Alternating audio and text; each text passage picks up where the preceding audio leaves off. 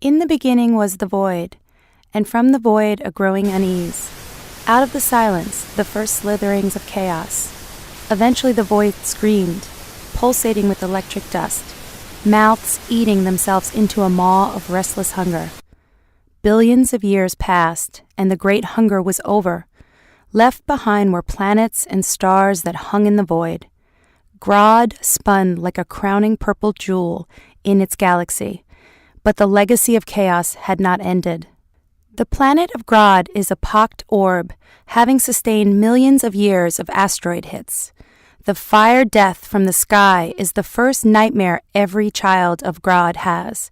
For to live on Grod is to live in constant fear of being struck down. This attack from above has created a perpetual state of conflict. Grod is at war with the universe. And so it was that Xyz, king of Grod, was standing at the edge of the Purple Sea and facing an epic asteroid attack. Like the great kings before him, it was his job to point his claws up to the heavens and shout against the tide of the fiery, crushing rocks.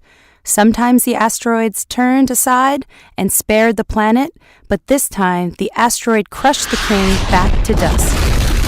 This left the king's only heir, the Prince Fanuk, in his place. But the prince had never stood up to an asteroid attack, had never gone asteroid hunting with his father. The prince was more interested in flying his solar sailboat around the planet, drinking Grod juice, chasing female betas, and commissioning expensive boots from the cobblers of Grod. The elders of Grod were not happy and refused to crown the prince king. To become king, Fanuk must prove his worth. The elders summoned the prince and gave him these instructions. You must go to a low planet and sacrifice a living creature to Grod. Only then can you become king. Grod is good, now go. And so, putting on his best pair of boots and his favorite robe with the frills along the edges, Prince Fanuk hopped on the royal spaceship and flew towards his destiny.